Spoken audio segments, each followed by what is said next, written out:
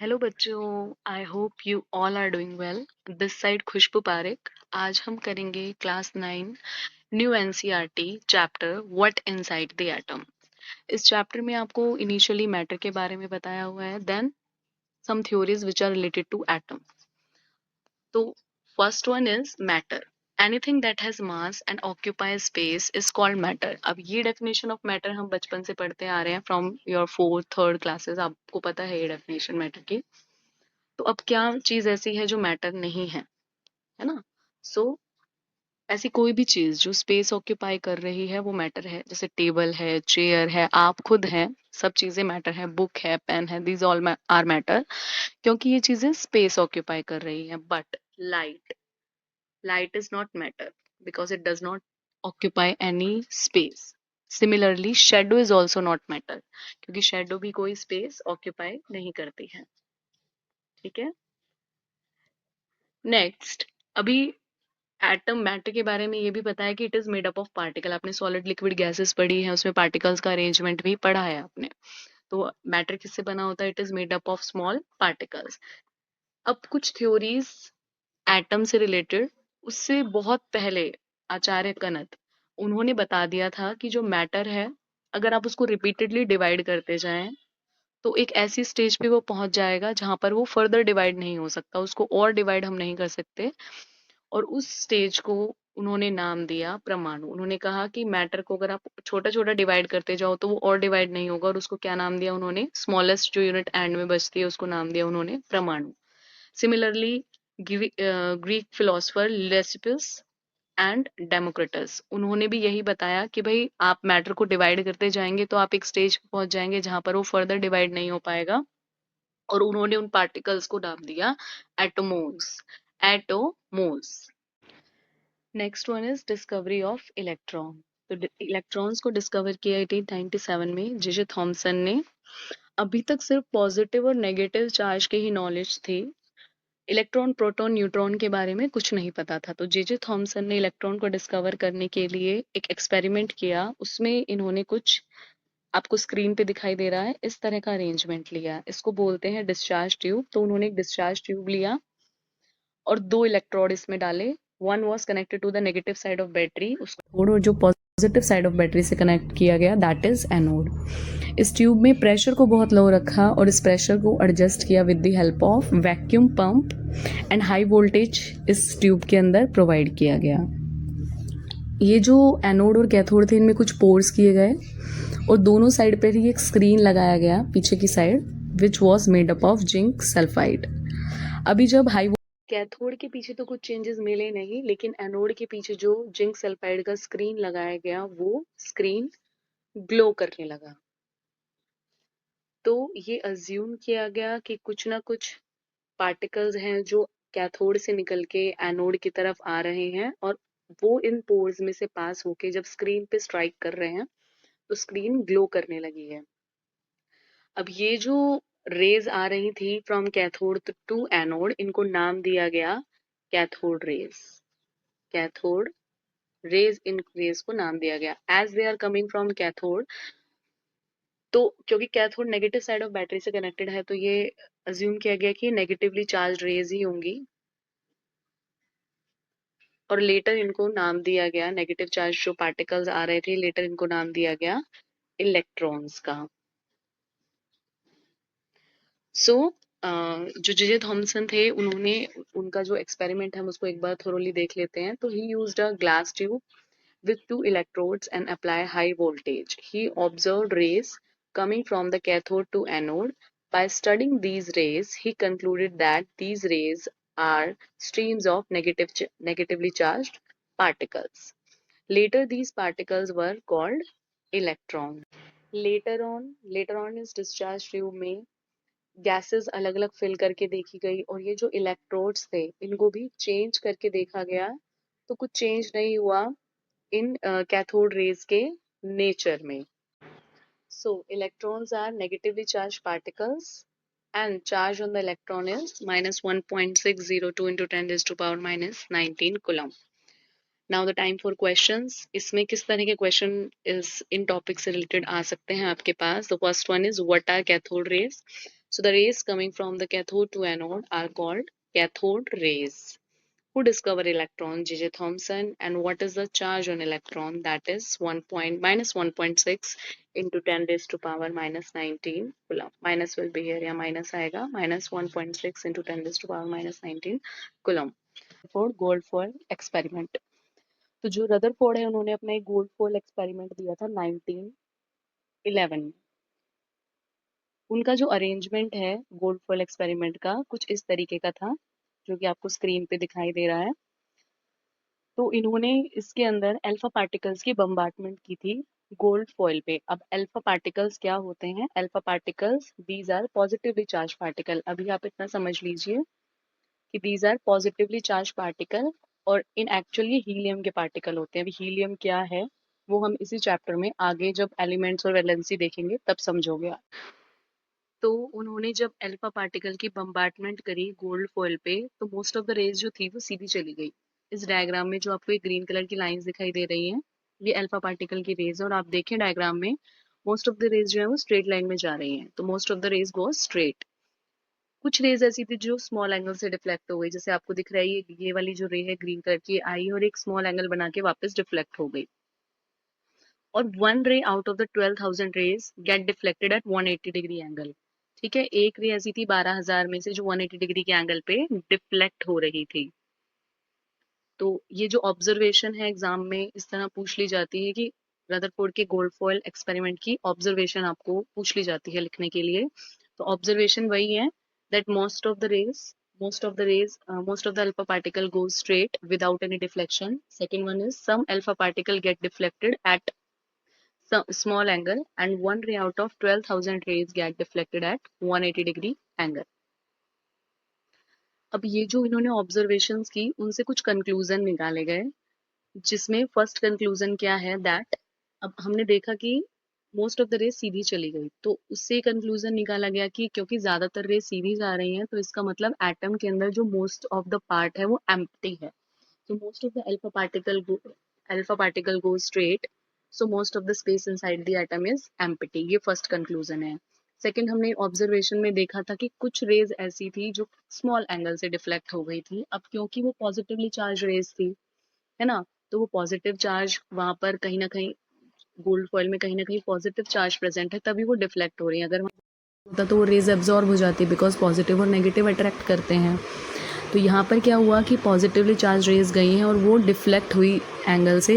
इसका मतलब कि वहाँ पर एटम के अंदर कहीं ना कहीं पे कुछ ना कुछ पॉजिटिव चार्ज प्रेजेंट है। तो सेकंड कंक्लूजन यही है, as very few particles get deflected by some angle, it means that small positive charge present inside the atom.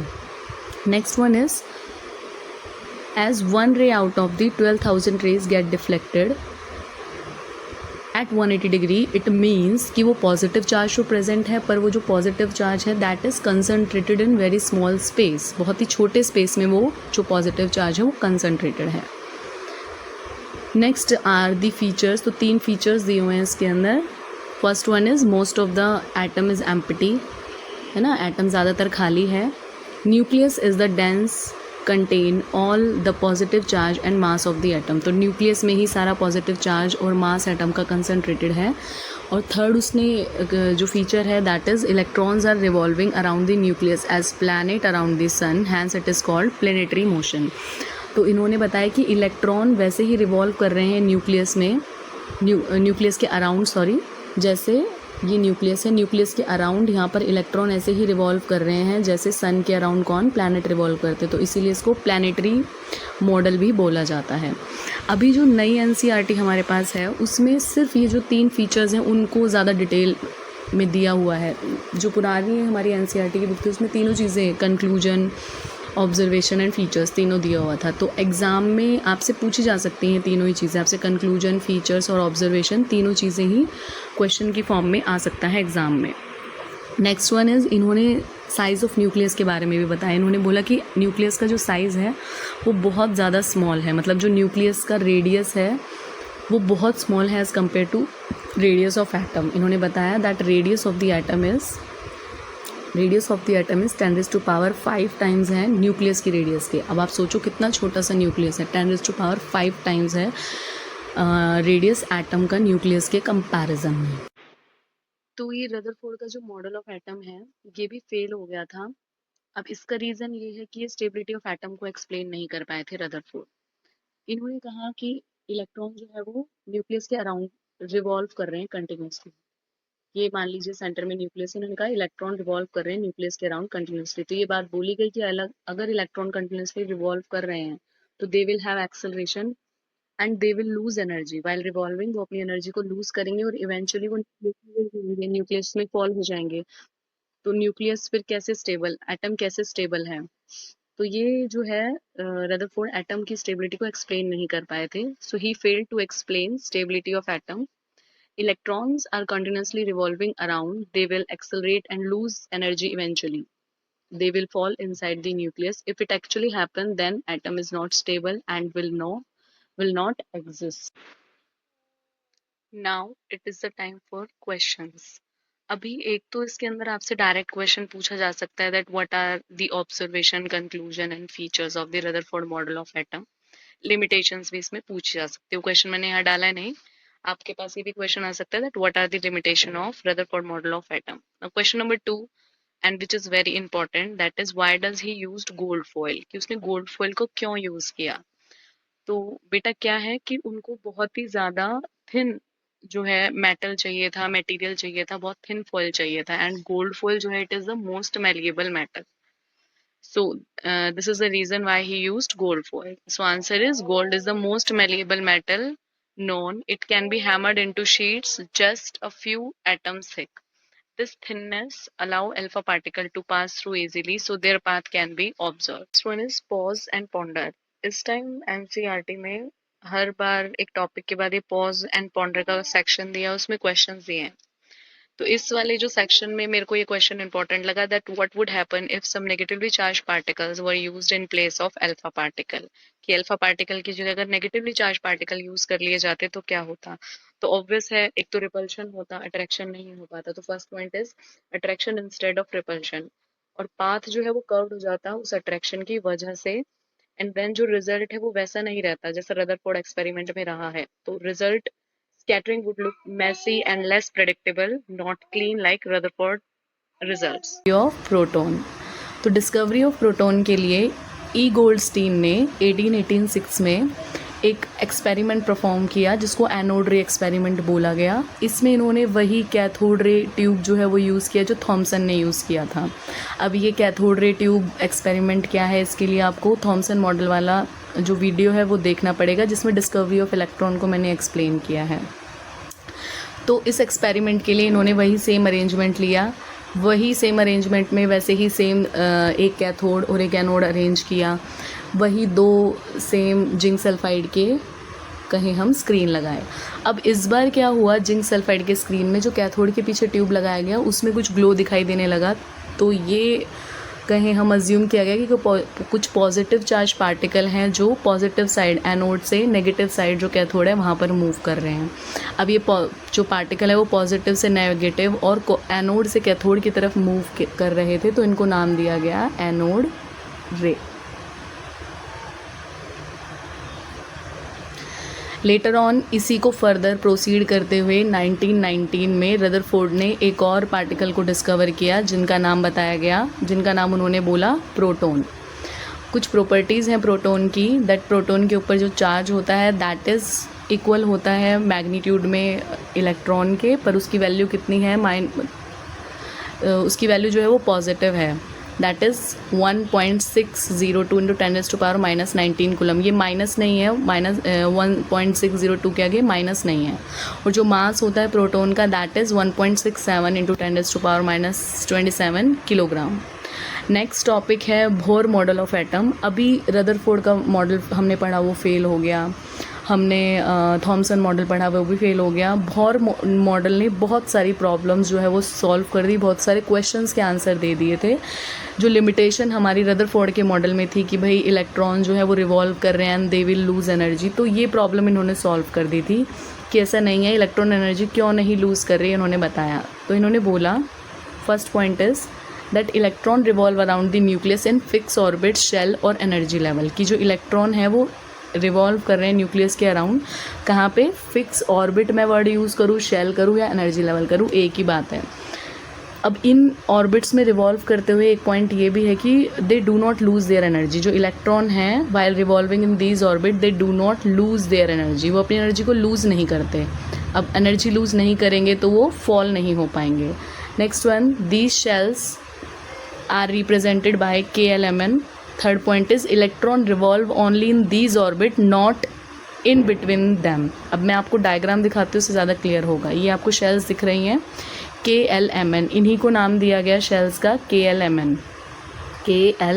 और ये बोला कि जो इलेक्ट्रॉन है वो इन ऑर्बिट्स के अंदर रिवॉल्व करेंगे, मतलब ये मान लीजिए के शेल है तो यहाँ रिवॉल्व करेगा, तो K और L के बीच में कहीं रिवॉल्व नहीं करेगा, या L और M के बीच में कहीं रिवॉल्व नहीं करेगा। इलेक्ट्रॉन जो है वो पर्टिकुलर ऑर्बिट, शेल या एनर्जी लेवल में ही रिवॉल्व करेंगे।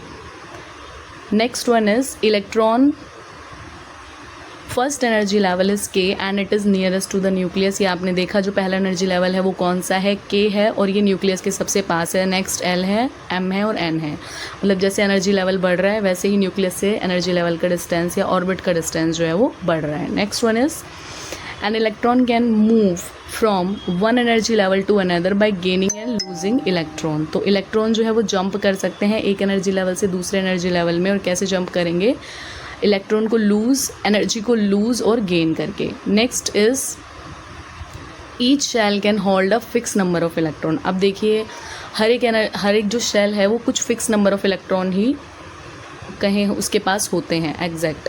ऐसा नहीं कि किसी भी एनर्जी लेवल में कितने भी इलेक्ट्रॉन हो। वो कैसे कैलकुलेट किया जाएगा आप वो देखिएगा। देखिए इसको कैलकुलेट करने के लिए एक फार्मूला बताया गया, दैट इज़ 2n²। यहाँ पर n क्या है, नंबर ऑफ एनर्जी लेवल, कौन सा एनर्जी लेवल है, ठीक है। तो जैसे K एनर्जी लेवल है 1 है तो इसके लिए n की वैल्यू 1 रखी गई, L 2 पे है तो n की वैल्यू 2 हो जाएगी, M 3 पे है तो n की वैल्यू 3 हो जाएगी, और N 4 पे है तो n की वैल्यू 4 हो जाएगी, ठीक है। अब हम पहले कैलकुलेट करेंगे कि एनर्जी लेवल K के अंदर कितने इलेक्ट्रॉन जो हैं वो आ सकते हैं। तो क्योंकि K के लिए n कितना है 1, तो हम पुट करेंगे n को 1, दैट इज़ 2 1² 2 इंटू में 1 का स्क्वायर करोगे आप 1 आ जाएगा तो 2। तो K एनर्जी लेवल में मैक्सिमम नंबर ऑफ इलेक्ट्रॉन कितने हो सकते हैं, दैट विल बी 2, ठीक है। ऐसे ही हम L, M और N में भी कैलकुलेट करेंगे। नेक्स्ट L के लिए, अब L एनर्जी लेवल के लिए N की वैल्यू 2 हो जाएगी क्योंकि दूसरे नंबर पे प्रेजेंट है, सेकंड नंबर पे प्रेजेंट है। फार्मूला हम वही लगाएंगे, दैट इज़ 2n²। तो 2 इंटू में n की वैल्यू 2 है, 2 का स्क्वायर, 2 इंटू 2 2 ज़ा 4, 2 4 ज़ा 8। दैट इज़ कि जो L शेल है उसमें मैक्सिमम उसकी कैपेसिटी कितनी है, उसमें 8 इलेक्ट्रॉन आ सकते हैं मैक्सिमम, कम आ सकते हैं उससे ज़्यादा नहीं आ सकते। Next one is M shell. अब M शेल में n की वैल्यू कितनी है 3, फार्मूला वही सेम 2n², 2 इंटू में 3 का स्क्वायर, 2 इंटू में 3 स्क्वायर इज़ 9, 2 9 ज़ा 18। तो कितने इलेक्ट्रॉन आ जाएंगे इसमें, 18। Maximum capacity of M orbit और M shell will be 18। Next one is N shell के लिए स्मॉल n की वैल्यू हो गई 4, formula is the same 2n², 2 into में 4 का स्क्वायर, 2 इंटू में 4 स्क्वायर 16, दैट इज़ 32। तो ये मैक्सिमम कैपेसिटी है। नेक्स्ट देखिए अब हमने क्या कैपेसिटीज़ निकाली, के जो ऑर्बिट है उसके अंदर मैक्सिमम उसकी कैपेसिटी है 2, L की कैपेसिटी है 8, M की कैपेसिटी है 18 एंड N की कैपेसिटी हमारी कैलकुलेट हुई 32। तो ये मैक्सिमम कैपेसिटी है इन शेल्स की। इन शेल्स में इनसे ज़्यादा इलेक्ट्रॉन नहीं आ सकते, कम आ सकते हैं, मतलब K में 2 से ज़्यादा नहीं आएंगे, 2 से कम आ सकते हैं। L में 8 से ज़्यादा नहीं, M में 18 से ज़्यादा नहीं, N में 32 से ज़्यादा नहीं। Next topic is symbol of elements. तो एलिमेंट्स के सिंबल के लिए सबसे पहले जॉन डाल्टन ने फर्स्ट इंट्रोड्यूस किए, कुछ पिक्टोरियल सिंबल उन्होंने इंट्रोड्यूस किए 1803 में। जैसे आप यहाँ पे देख पा रहे हो, हाइड्रोजन के लिए एक सर्कल है, उसके अंदर डॉट है कार्बन के लिए, सर्कल के अंदर कुछ ब्लैक उसको कलर किया हुआ है, ऑक्सीजन के लिए सर्कल है, इस तरह के कुछ सिंबल उन्होंने इनिशियली दिए, बट बहुत पॉसिबल नहीं हो पाया कि सबके लिए इस तरह के सिंबल दिए जाएं और टिपिकल भी हो जाता। तो इसीलिए नेक्स्ट बर्जेलियस करके एक साइंटिस्ट आए, उन्होंने 1813 के अंदर कुछ सिंबल सजेस्ट किए। अब उन्होंने सिंबल्स के नाम कैसे रखे, लैटिन वर्ड्स पे रखे। कुछ सिंबल्स के उन्होंने क्या करा, फर्स्ट लेटर ही ले लिया एज अ सिंबल। जैसे आप देख पा रहे हो, ऑक्सीजन के लिए ओ लिया, सल्फर के लिए फर्स्ट लेटर एस लिया। कुछ सिंबल्स को लिखने के लिए उन्होंने फर्स्ट और सेकेंड लेटर लिया। अब फर्स्ट लेटर हमेशा कैपिटल और सेकेंड लेटर हमेशा स्मॉल लिखा गया। तो आप जैसे देख पा रहे हो, हीलियम, इसके लिए लिखा गया HE। ऐसे ही एक एलिमेंट होता है बेटा नियॉन, नियॉन, ये स्पेलिंग ये है NEON, तो उसके लिए सिंबल है NE। आप देखोगे आगे आपको सिंबल लर्न भी करने पड़ेंगे। थर्ड वन इज़ किसी स्पेलिंग में से फर्स्ट और थर्ड लेटर को लिया गया। जैसे आप देख पा रहे हो, chlorine, C first letter spelling में देखिए CHLORINE, तो first letter is C and second letter third letter को लिया गया L। मैग्नीशियम में भी फर्स्ट M लिया देन G। और कुछ एलिमेंट्स के जो सिंबल हैं वो उनके लैटिन वर्ड से लिए गए, जैसे सोडियम। अब सोडियम के लिए आप देखिएगा, सोडियम का सिंबल होता है Na, है ना। तो ये सोडियम का नाम तो S से स्टार्ट हो रहा है, पर सिंबल Na क्यों है, उसके लैटिन वर्ड नेट्रियम से लिया गया। ऐसे ही एक आप देखोगे पोटेशियम, पोटेशियम, है ना। अब पोटेशियम P से स्टार्ट हो रहा है, बट सिंबल इज K, क्योंकि इसका जो लैटिन वर्ड है वो होता है कैलियम, कैलियम, ठीक है। तो इस तरह से कुछ एलिमेंट के सिंबल जो है उनके लैटिन नेम से लिए गए। अब ये जो फर्स्ट 20 एलिमेंट है उनके सिंबल कुछ इस तरह के हैं। First one is hydrogen, second helium, third lithium, 4 beryllium, fifth boron, 6 carbon, nitrogen, oxygen, fluorine, neon, sodium, magnesium, aluminium, silicon, phosphorus, sulphur, chlorine, argon, potassium, calcium. अभी आपको 20 एलिमेंट्स ऐसे ही लर्न करने पड़ेंगे, सब एलिमेंट्स के सिंबल लर्न करने पड़ेंगे और सबको लाइन से लर्न करना पड़ेगा। एक छोटी सी ट्रिक है इनको लर्न करने की, जो हमने बनाई हुई है, हमारे टीचर्स ने हमें सिखाई थी, मैं आपको बता रही हूँ। अगर वैसे लर्न हो जाता है तो nothing can be better than that, अगर आपको डायरेक्टली लर्न हो जाता है, वरना एक ट्रिक है ना। मैं लिख देती हूँ यहाँ पे, हाई हील्स लिए बिना भी कल नेहा, नेहा है ना, वर्ड्स भले ही मैं ढंग से नहीं लिख पा रही हूँ, आप देख लेना, नेहा और फरीहा, फरीहा नाचेंगे, नाचेंगे। नेक्स्ट है ना मांग अल्लाह से पेप्सी, सोडा, कोला और काजू केक। दोबारा मैं रिपीट कर देती हूँ, हाई हील्स लिए बिना भी कल नेहा और फरीहा नाचेंगे, नाम मांग अल्लाह से पेप्सी, सोडा, कोला और काजू केक। तो आई होप समझ 20 एलिमेंट्स लर्न किए थे, और मैंने आपको बोला था कि आपको वो जो एलिमेंट है वो सीक्वेंस से ही लर्न करने हैं। तो बेटा जिस नंबर पे जो एलिमेंट था वो उस एलिमेंट का एटॉमिक नंबर था। एक बार मैं थोड़ा आपको और दिखा देती हूँ आगे। देखिए ये 20 एलिमेंट्स हैं यहाँ पे। First one is hydrogen, helium, lithium, है ना। तो अब ये जिस नंबर पे है वही उसका एटॉमिक नंबर है। यहाँ ये दिया हुआ है, it is the atomic number, atomic number. और ये एटॉमिक नंबर किसके इक्वल होता है, नंबर ऑफ प्रोटॉन के। Next topic is mass number, और मास नंबर किसके इक्वल होता है, it is equal to the sum of proton and neutron. तो मास नंबर किसी भी एलिमेंट का it is equal to the sum of number of proton plus number of neutron, और हम इसको ए से डिनोट करते हैं। यहाँ पर एक बनाया हुआ है, ये आपको ज्यादा क्लियर बताएगा कि अगर मान लीजिए कोई एलिमेंट एक्स है तो उसका एटॉमिक नंबर हम इधर लिखते हैं और मास नंबर हम उसके टॉप पे लिखते हैं, बॉटम पे लिखते हैं, मास नंबर लिखते हैं टॉप पे। कंफ्यूज नहीं होना है हमें यहाँ पर। भले ही एटॉमिक नंबर जो स्पेलिंग है वो ए से स्टार्ट हो रहा है, but it is denoted by Z, and mass number is always denoted by A. Next one is Bohr and Bury suggested to fill electron in orbits. तो आपको याद हो हमने लास्ट जो वीडियो था उसके अंदर बोहर का मॉडल ऑफ एटम पढ़ा था, उसने कुछ रूल्स बताए बोहर ने कि भाई आप कैसे उन ऑर्बिट्स के अंदर इलेक्ट्रॉन्स को कैसे डिस्ट्रीब्यूट करोगे। तो first rule is maximum electron in a shell, the maximum number of electron in a shell is given by. अब देखिए मैक्सिमम कैपेसिटी होती है किसी भी शेल की, आपको याद हो मैंने लास्ट वीडियो में करवाया था कि 4 शेल है KLMN, और हमने उसकी मैक्सिमम कैपेसिटी निकालने के लिए एक फार्मूला लगाया था 2n²। तो K की जो मैक्सिमम कैपेसिटी है वो 2 निकल के आई थी हमारे पास, 2, L में 8, 18 और 32। तो इन्होंने कहा था कि इससे ज़्यादा इलेक्ट्रॉन हम फिल नहीं कर सकते पर्टिकुलर शेल के अंदर। Next one, the outermost shell can have maximum of 8 electron, की जो सबसे लास्ट शेल है वो उसके अंदर मैक्सिमम 8 ही इलेक्ट्रॉन होंगे, उससे ज़्यादा नहीं। इसको ऑक्टेट रूल भी बोलते हैं। ये बहुत हेल्प करेगा और ये तब प्रॉपरली आपको तब समझ में आएगा जब हम इलेक्ट्रॉन्स फिल करेंगे इलेक्ट्रॉनिक कॉन्फ़िगरेशन के टॉपिक्स में।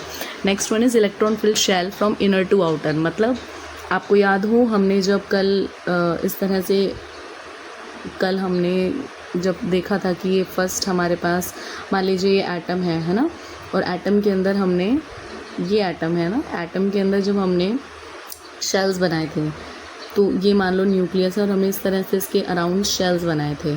तो मान लो ये K है, देन L है, देन M है ना। तो आप सबसे पहले K शेल को फिल करोगे, उसके अंदर 2 इलेक्ट्रॉन जब कंप्लीट हो जाएंगे then we will move to the L shell. L shell की मैक्सिमम कैपेसिटी इज़ 8, जब 8 कंप्लीट हो जाएंगे then we will move to the next shell. ऐसा नहीं कि हमने K में एक फिल कर दिया देन हम नेक्स्ट पे पहुंच गए। तो firstly you have to complete the shell जो कि आपके पास है K, इनर मोस्ट शेल को हम फिल करेंगे देन आप आगे बढ़ेंगे। अब ये है हमारे पास एक टेबल जिसके अंदर आपको एटॉमिक नंबर और मास नंबर दोनों चीज़ें दी हुई हैं। ये जो चीज़ है, ये जो नंबर है, ये रिप्रेजेंट कर रहा है एटॉमिक नंबर को। मैंने आपको पहले ही बता दिया जिस नंबर पे जो एलिमेंट प्रेजेंट है वो उसका एटॉमिक नंबर है। तो आपने अगर सीक्वेंस से 20 एलिमेंट लर्न कर लिए तो जिस नंबर पे उस सीक्वेंस में जो एलिमेंट प्रेजेंट है वही उसका एटॉमिक नंबर है, और उतने ही उसके अंदर क्या है, नंबर ऑफ प्रोटॉन, उतने ही उसमें क्या है, नंबर ऑफ प्रोटॉन। अब ये जो है नेक्स्ट टेबल के अंदर ये पूरी की पूरी लाइन ये दिखा रही है उसके मास नंबर को, आई मीन एटॉमिक मास को। तो ये आपको लर्न करना पड़ेगा। ऑलमोस्ट सब केसेस में डबल है, कुछ केसेस में डबल से एक ज़्यादा है। सिर्फ हाइड्रोजन के अंदर इक्वल है एटॉमिक नंबर और मास नंबर, वरना हीलियम में देख लीजिए अब 2 का डबल 4 है, देन 3 का डबल 6 होता है, बट एक ऐड हो रहा है 7। तो वो एडिशन जो हो रहा है that is due to the number of neutron, जिसमें न्यूट्रॉन जितने एक्स्ट्रा हैं उस हिसाब से वो एडिशन हो रहा है। नेक्स्ट टॉपिक इज़ कुछ क्वेश्चंस है पॉज एंड पॉन्डर के। अब देखिए पॉज एंड पॉन्डर के क्वेश्चन सॉल्व करने से पहले मैं कुछ 1-2 चीज़ें आपको थोड़ी सी बताना चाहूँगी जिससे आपको ये क्वेश्चन सॉल्व करने में हेल्प होगा। इन क्वेश्चंस में आपसे नंबर ऑफ़ इलेक्ट्रॉन पूछा है, नंबर ऑफ़ प्रोटॉन पूछा है और नंबर ऑफ़ न्यूट्रॉन पूछा है, 3 चीज़ें पूछी हैं। तो बेटा मैंने अभी आपको बताया कि जो एटॉमिक नंबर है, मतलब जिस नंबर पे जो एलिमेंट प्रेजेंट है वो इक्वल होगा नंबर ऑफ़ प्रोटॉन के। तो अगर आपको कोई भी एलिमेंट का एटॉमिक नंबर पता है तो आप नंबर ऑफ़ प्रोटॉन इजीली बता पाओगे। नेक्स्ट, अभी ये जो क्वेश्चंस हमारे पास आएंगे इनमें कहीं भी किसी भी एलिमेंट पे कोई चार्ज नहीं है। चार्ज का मतलब है प्लस या माइनस नहीं है। नेक्स्ट चैप्टर में हम पढ़ेंगे, आप देखेंगे जैसे लिथियम है या सोडियम है, उनके ऊपर कोई चार्ज मिल गया, मान लो प्लस का माइनस का। तो अब यहाँ इस वाले चैप्टर में ऐसा कुछ नहीं है। तो इस चैप्टर के अंदर जो नंबर ऑफ़ इलेक्ट्रॉन है एलिमेंट के अंदर, नंबर ऑफ़ इलेक्ट्रॉन वो भी हमारे इक्वल हो जाएंगे एटॉमिक नंबर के इक्वल। अब ये एटॉमिक नंबर के इक्वल इलेक्ट्रॉन तभी तक होते हैं जब तक एलिमेंट पे कोई चार्ज नहीं होता। अगर एलिमेंट पे कोई चार्ज आ जाता है तो उसके नंबर ऑफ़ इलेक्ट्रॉन जो है वो प्लस या माइनस होंगे। वो हम जब क्वेश्चन आएगा तब हम सॉल्व करेंगे। अब next is number of neutron. Number of neutron, number of neutron. अब ये न्यूट्रॉन क्या भला है, ये कहाँ प्रेजेंट होता है? अब ये एक बार थोड़ा सा देखिए, मान लीजिए ये एक एटम है और ये एटम का सेंटर में न्यूक्लियस है। इलेक्ट्रॉन इसमें साइड में रिवॉल्व करते हैं एटम में, और जो इसके अंदर न्यूट्रॉन, जो इसका एटम का न्यूक्लियस होता है, इसमें प्रोटॉन भी प्रेजेंट होता है, साथ में न्यूट्रॉन भी प्रेजेंट होता है। न्यूट्रॉन, आपने प्रोटॉन पढ़ा है, इलेक्ट्रॉन पढ़ा है। इलेक्ट्रॉन नेगेटिवली चार्ज है, प्रोटॉन पॉजिटिवली चार्ज है, बट ये जो न्यूट्रॉन है it do not have any charge, इस पर कोई चार्ज नहीं होता। तो प्रोटॉन का न्यूट्रॉन और प्रोटॉन जो हैं दोनों ही प्रेजेंट होते हैं उसके न्यूक्लियस में, और प्रोटॉन एटम का सारा मास उसके न्यूक्लियस में कंसंट्रेटेड रहता है। तो इसीलिए जो एटम का मास है ना, एटॉमिक मास कहूँ या मास कहूँ मैं, वो किसके इक्वल होता है, number of proton plus number of neutron. तो अगर आपको न्यूट्रॉन निकालने हैं किसी के अंदर तो मास नंबर में से अगर हम नंबर ऑफ़ प्रोटॉन को माइनस कर दें तो हमारा न्यूट्रॉन निकल जाएगा, ठीक है। मास नंबर में से नंबर ऑफ़ प्रोटॉन को माइनस कर दे तो नंबर ऑफ़ न्यूट्रॉन निकल जाएगा। तो न्यूट्रॉन को निकालने के दो फॉर्मूले हैं, नंबर ऑफ़ न्यूट्रॉन के mass number minus number of proton लिख दूँ मैं, या लिख दूँ मैं mass number minus number of proton, sorry atomic number, क्योंकि नंबर ऑफ़ प्रोटॉन और एटॉमिक नंबर हमेशा बराबर होते हैं। दोबारा बता देती हूँ मैं आपसे, क्वेश्चन में अगर नंबर ऑफ़ प्रोटॉन पूछा जाए तो that is equal to the atomic number.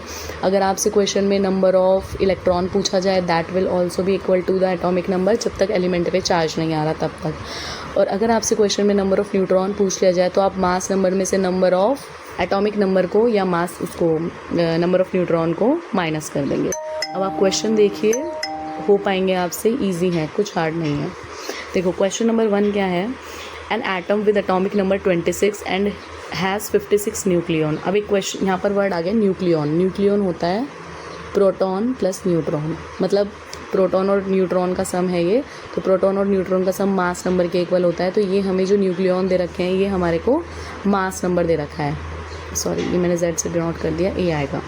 Find out the number of electron proton and neutron into it. तो देखिए पहले आपको एटॉमिक नंबर दिया है, मैंने क्या बताया, जो एटॉमिक नंबर होता है उतना ही नंबर ऑफ़ इलेक्ट्रॉन और नंबर ऑफ़ प्रोटॉन होता है। तो वही है, एटॉमिक नंबर 26 है तो नंबर ऑफ़ प्रोटॉन भी 26 हो जाएंगे, नंबर ऑफ़ इलेक्ट्रॉन भी 26 हो जाएंगे, लिखा है न्यूट्रल एटम के केस में।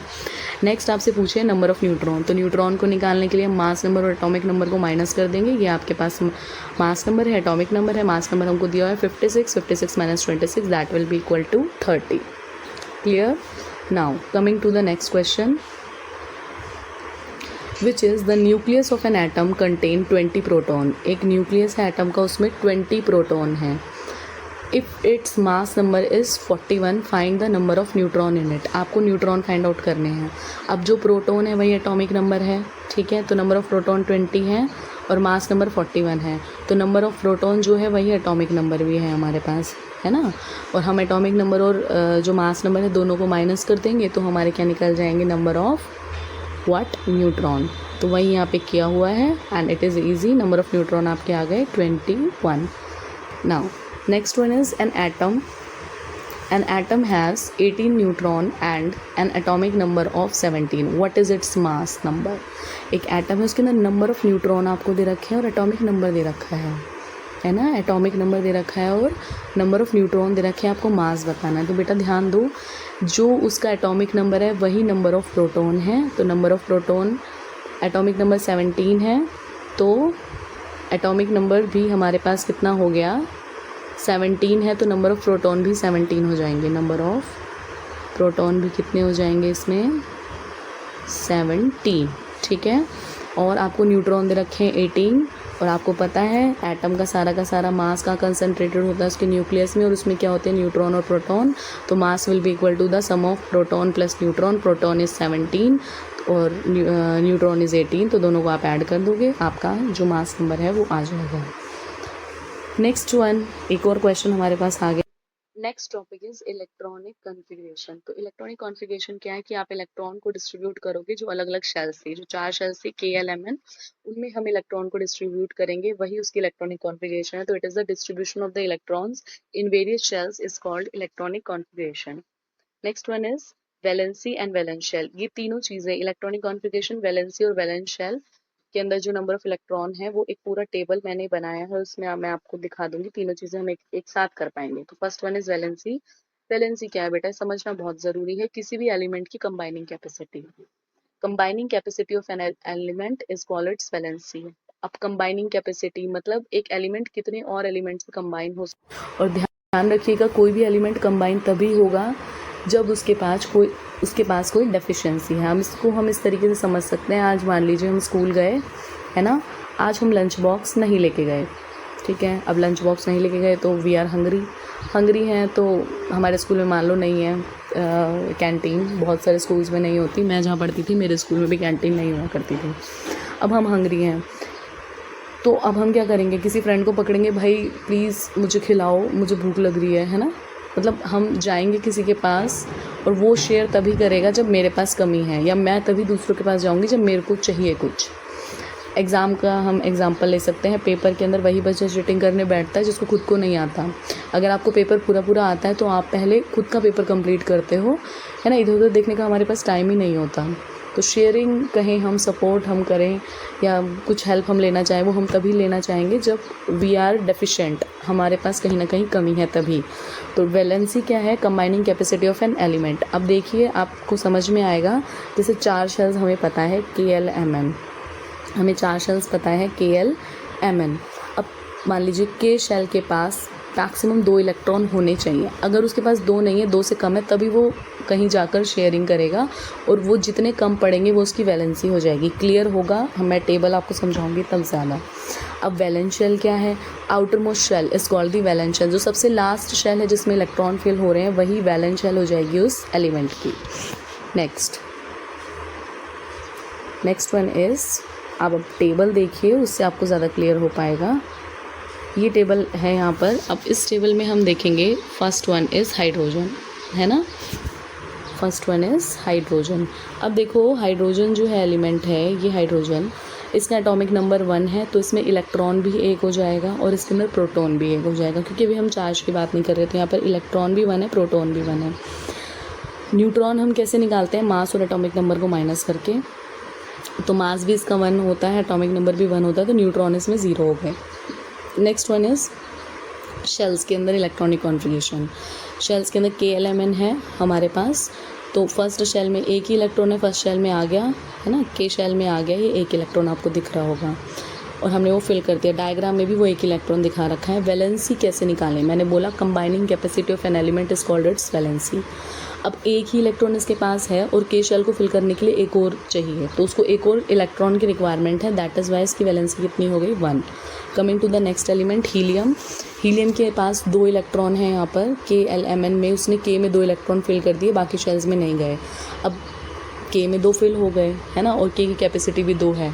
अब ना उसको इलेक्ट्रॉन चाहिए ना किसी को देगा, तो इसकी जो वैलेंसी है वो 0 हो जाएगी। इलेक्ट्रॉन 2 है, प्रोटॉन 2 है, न्यूट्रॉन भी 2 है। यहाँ पे लिथियम की मैं बात करूँ, 3 इलेक्ट्रॉन है, फर्स्ट शेल में 2 देन 1, ठीक है। वैलेंसी, अब लास्ट शेल में कितने इलेक्ट्रॉन है? 1। अब या तो ये अपना 1 इलेक्ट्रॉन किसी को दे दे या किसी से 2 इलेक्ट्रॉन और ले ले। या आप इसको इस तरीके से भी याद कर सकते हो कि जब तक लास्ट शेल में 4 इलेक्ट्रॉन आते हैं तब तक वैलेंसी उतनी रहती है। मतलब अगर लास्ट शेल में 1 है तो वैलेंसी 1, 2 है तो 2, 3 है तो 3, 4 है तो 4। अब जैसे आप यहाँ देखोगे बेरिलियम में 2 हैं, इसमें 3 है लास्ट शेल में इलेक्ट्रॉन, कार्बन में 4 है, तब तक वैलेंसी उतनी रहेगी। जैसे ही 4 से ज़्यादा इलेक्ट्रॉन आ जाते हैं लास्ट शेल में, उसको वैलेंसी निकालने के लिए हम 8 में से माइनस कर देते हैं। जैसे 8 में से माइनस कर दिया 5 को, तो वैलेंसी कितनी आ गई यहाँ पे? 3। ऑक्सीजन ने 8 में से 6 को माइनस कर दिया, तो वैलेंसी कितनी आ गई? यहाँ पर 2 आएगा बेटा, इट इज़ रॉन्ग, ये 2 आएगा, है ना। फ्लोरीन में 8 में से 7 को माइनस कर दिया, तो यहाँ भी वैलेंसी कितनी आए? 8 में से 7 को माइनस कर दिया तो वैलेंसी कितना आएगा? 1। ठीक है, इस तरीके से। अभी मैं डिस्ट्रीब्यूशन ऑफ इलेक्ट्रॉन और समझा देती हूँ। लिथियम की मैं बात करूँ तो लिथियम के पास 3 इलेक्ट्रॉन है, फर्स्ट शेल में 2 फिल कर दिए, नेक्स्ट शेल में 1, तो टोटल हो गए 3 इलेक्ट्रॉन। बेरिलियम के पास 4 इलेक्ट्रॉन है। मैंने कहा जितने नंबर पे जो एलिमेंट है उतने ही उसमें इलेक्ट्रॉन है, और हम इलेक्ट्रॉन ही डिस्ट्रीब्यूट कर रहे हैं इन शेल्स में। तो कितने? 4 इलेक्ट्रॉन है बेरिलियम के पास, 4 इलेक्ट्रॉन है, फर्स्ट शेल में 2 आ गए, नेक्स्ट शेल में 2 आ गए, कंप्लीट हो गए। नेक्स्ट बोरॉन के पास 5 इलेक्ट्रॉन है। पहली शेल में तो 2 से ज़्यादा आ ही नहीं सकते। K can not accommodate more than 2 electron. तो फर्स्ट शेल में 2, नेक्स्ट शेल में 3। कार्बन के बाद पास गए, फर्स्ट शेल में 4, सेकंड शेल में 4, फर्स्ट में 2, सेकंड में 4, तो हो गए 6। नेक्स्ट नाइट्रोजन, 7 इलेक्ट्रॉन है, फर्स्ट में 2, सेकंड में 5, तो हो गए हमारे पास 7। अब वैलेंसी निकालनी, तो लास्ट शेल में जो इलेक्ट्रॉन है उसको 8 में से माइनस कर दिया, 8 - 5 that will be equal to 3। Next oxygen, 8 electron है, पहली में 2, नेक्स्ट में 6, 8 में से 6 को माइनस कर देंगे तो हमारे पास आ गया 2, तो वैलेंसी इज़ 2। तो इसी तरीके से सारे एलिमेंट्स की वैलेंसी निकाली हुई है। और ये जो डायग्राम्स बनाए हुए हैं ये कैसे बनाए हुए, एक बार इनको और देख लो। शेल्स आपको बनानी आती है KLMN, ये सेंटर में जो दिखा रखा है दिस वन इज़ न्यूक्लियस। उसके बाद ये शेल है, तो पहली K है और दूसरी L है। अगर आपने एलिमेंट फिल कर दिए तो उतने इलेक्ट्रॉन आपको दिखाने हैं। अब देखिए K शेल में कितने इलेक्ट्रॉन हैं यहाँ पे? 2 हैं और नेक्स्ट में भी 2 हैं, तो ये 2 फिल कर दिए और उसमें भी 2 कर दिए। ऐसे ही इसके अंदर आपको 2 ही फिल करने हैं, अगर इसमें कुछ भी रॉन्ग है तो आप ठीक कर लेना। जैसे ये वाली शेल है यहाँ पर, तो इसके अंदर के में 2 और फिर 3, तो ये फर्स्ट इस वाली के में भी 2 इलेक्ट्रॉन आएंगे ना, एक ग्रीन से और एक रेड से मैंने लगा दिया, और बाकी नेक्स्ट शेल में 3 हैं। कार्बन के पास भी फर्स्ट शेल में के में 2 हैं फिर 4 हैं, ठीक है, इसमें 2 हैं फिर 4 हैं, तो वैसे ही इलेक्ट्रॉन डिस्ट्रीब्यूट करे हुए हैं, उतने ही नंबर ऑफ। हेलो बच्चों, I hope you all are doing well. आज हम करेंगे last topic of the chapter which are isotope and isobar, और कुछ न्यूमेरिकल इसी चैप्टर के जो आपकी बुक एक्सरसाइज में दिए हुए हैं। First one is isotope. तो आइसोटोप क्या होता है बेटा? Atom of same element having same atomic number but different atomic mass. दो चीजों पे ध्यान यहाँ देना। ये एटम है सेम एलिमेंट का, जिसका क्या सेम है? एटॉमिक नंबर सेम है पर मास नंबर डिफरेंट है। एग्जाम्पल है कार्बन। कार्बन जो है वो 2 आइसोटॉपिक फॉर्म में एग्जिस्ट करता है, दोनों सेम एलिमेंट है ना, कार्बन। एटॉमिक नंबर तो सेम ही है 6 एंड मास नंबर यहाँ पर 12 है और 16 है। एक और एग्जांपल हम देखेंगे विच इज हाइड्रोजन। हाइड्रोजन जो है वो 3 आइसोटॉपिक फॉर्म में एग्जिस्ट करता है, उनके नाम होते हैं प्रोटियम, ड्यूटीरियम, ट्राइटियम। अब तीनों हाइड्रोजन ही है, पिक्चर में क्लियर नहीं है। फर्स्ट वाले हाइड्रोजन का मास नंबर 1 है, सेकंड वाले हाइड्रोजन का मास नंबर 2 है एंड थर्ड वाले हाइड्रोजन का मास नंबर 3 है। तो atom of the same element है, एटॉमिक नंबर इज सेम, तीनों का एटॉमिक नंबर 1 है but mass number is different, mass number different है। तो जिनका मास नंबर 1 है उस हाइड्रोजन को प्रोटियम बोलते हैं। Hydrogen with the mass number 2 is known as deuterium and hydrogen with the mass number 3 is known as tritium. Next topic is isobar. तो जो आइसोबार है वो बिल्कुल अपोजिट है आइसोटॉप का। आइसोटॉप में हमारा एटॉमिक नंबर सेम होता है, यहाँ पर एटॉमिक नंबर डिफरेंट होता है। तो atom of the different element having different atomic number पर एटॉमिक मास क्या रहता है? सेम। एग्जाम्पल, अब डिफरेंट एलिमेंट है carbon and nitrogen, atomic number भी डिफरेंट रहेगा बिकॉज एलिमेंट इज डिफरेंट, तो 6 and 77 and mass number same है 14 एंड 14। एक और एग्जांपल हम इसी से रिलेटेड देखेंगे which are calcium and potassium. ये लास्ट के 2 एलिमेंट हैं हमारे, पोटेशियम का एटॉमिक नंबर 19 और कैल्शियम का एटॉमिक नंबर 20, पर दोनों के मास नंबर सेम है, तो ये दोनों भी एक दूसरे के क्या है? आइसोटॉप हैं। Next topic is uses of isotope. अब ये इंपॉर्टेंट है, जिसके अंदर ये कोबाल्ट वाला यूज़ और आयोडीन वाला यूज़ मोस्ट इंपॉर्टेंट है, ये आपसे एमसीक्यू की फॉर्म में भी पूछ लिया जाता है। तो first one is uranium. Uranium जो 235 है, इसको यूज़ किया जाता है in nuclear reactor and to generate electricity. Next one is cobalt. Cobalt को in treatment of cancer use किया जाता है, ट्रीटमेंट ऑफ कैंसर में एंड रेडिएशन थेरेपी के लिए इसको यूज़ किया जाता है। Third one is iodine 131। तो आयोडीन 131 जो है इसको यूज़ किया जाता है to treat goitre and thyroid cancer treatment. अब ये इंपॉर्टेंट है, ये कैंसर ट्रीटमेंट है और थायराइड कैंसर ट्रीटमेंट है। Last one is carbon 14। Carbon 14 को यूज़ करते हैं आर्कोलॉजी और जियोलॉजी के अंदर, एंड जो फॉसिल्स मिलते हैं है ना, डेड रिमेन्स जो भी मिलते हैं, उनका जो एज है वो पता करने के लिए कि भाई वो कितना टाइम पुराना है, इन सब चीज़ों में इनको यूज़ किया जाता है। इंपॉर्टेंट टॉपिक है यूजेस ऑफ आइसोटॉप, डायरेक्ट भी पूछ लेते हैं, right the uses of isotopes, या फिर आपसे एमसीक्यू की फॉर्म में या फिलिंग द ब्लैंक्स की फॉर्म में कुछ भी एक पर्टिकुलर पूछ लिया कि आप ये बताइए कि मतलब आपसे पूछ लिया कोबाल्ट के आइसोटॉप को कहाँ यूज़ करते हैं। 4 ऑप्शन दे दिया आपको, ट्रीटमेंट ऑफ कैंसर दे दिया, nuclear reactor, electricity and third one last one is geology. तो आपको पता है कि in the treatment of cancer में इसको यूज़ करते हैं, आप इसको टिक कर दोगे। आइसोबार के लिए हमने 2 एग्जांपल देखे थे। आइसोबार के लिए हमने 2 एग्जांपल देखे थे, argon and other one was calcium. मतलब इनका एटॉमिक नंबर डिफरेंट था और उनका मास नंबर सेम था। ये मैं इसलिए बता रही हूँ क्योंकि क्वेश्चंस में यही पूछा हुआ है, आपको 2 एलिमेंट दे दिए, उनमें इलेक्ट्रॉन, प्रोटॉन या न्यूट्रॉन के नंबर दे दिया, आपसे कह देंगे कि what is the relationship between them. तो फर्स्ट क्वेश्चन यही है, तो इसलिए मैंने ये रिवाइज करवाया है। तो question is here is a table showing the number of proton and neutron for each element. आपको प्रोटॉन और न्यूट्रॉन के मतलब नंबर दे रखे हैं, कितने इनमें प्रेजेंट हैं, आपको रिलेशनशिप बताना है क्या होगा वाई जेड में और जेड एक्स में। तो सबसे पहले हम वाई जेड का रिलेशन देखेंगे। वाई एंड जेड का रिलेशन। अब आप वाई और जेड में देख रहे हो कि नंबर ऑफ प्रोटॉन सेम है और बेटा नंबर ऑफ प्रोटॉन जो है वो एटॉमिक नंबर के इक्वल होता है। अब दो एलिमेंट जिनका एटॉमिक नंबर सेम है वाई एंड जेड, दोनों में ही एटॉमिक नंबर कितना है 17। एटॉमिक नंबर सेम है तो क्लियर है एटॉमिक नंबर जिनमें सेम होता है उनको हम क्या बोलते हैं आइसोटॉप। तो वाई और जेड जो है वो एक दूसरे के क्या हो जाएंगे आइसोटॉप। यहाँ पर लिखा हुआ है सॉल्व भी किया हुआ है Y and Z are isotopes. Next one is Z and X. Next second one क्या है Z and X. z and x। अब z और x में आप देखेंगे एटॉमिक नंबर तो सेम नहीं है ना, z और x का एटॉमिक नंबर सेम नहीं है। z का एटॉमिक नंबर 17 है एंड x का जो एटॉमिक नंबर है दैट इज़ 18 प्रोटॉन के नंबर।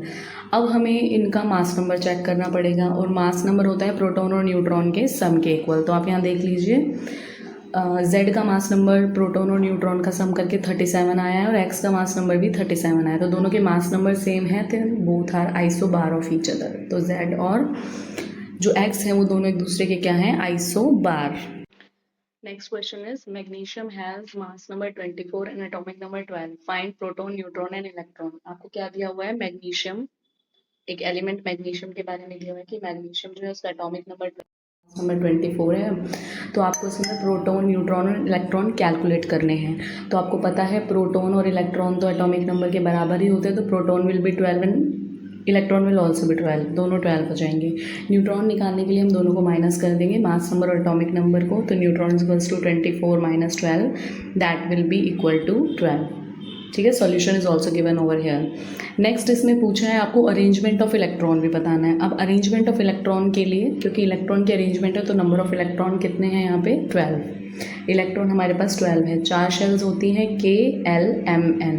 मैक्सिमम कैसे कैपेसिटी आपको पता है 2, 8, 18 एंड 32। अब इसमें 2 से ज़्यादा नहीं आ सकते। टोटल 12 इलेक्ट्रॉन आपको फिल करने हैं।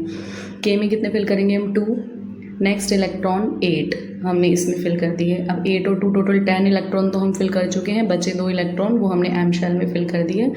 तो इसकी अरेंजमेंट होगी K equal to 2, L equal to 8 and M equal to 2। ठीक है, तो 2, 8, 2 इसका इलेक्ट्रॉनिक कॉन्फ़िगरेशन है। Next question is an atom X has 31 electron, how many neutron are in its nucleus. अब थोड़ा सा इसमें मिसप्रिंट है क्वेश्चन में। ये X जो है ये X 70 है, मतलब एटम का आपको मास नंबर भी दे रखा है।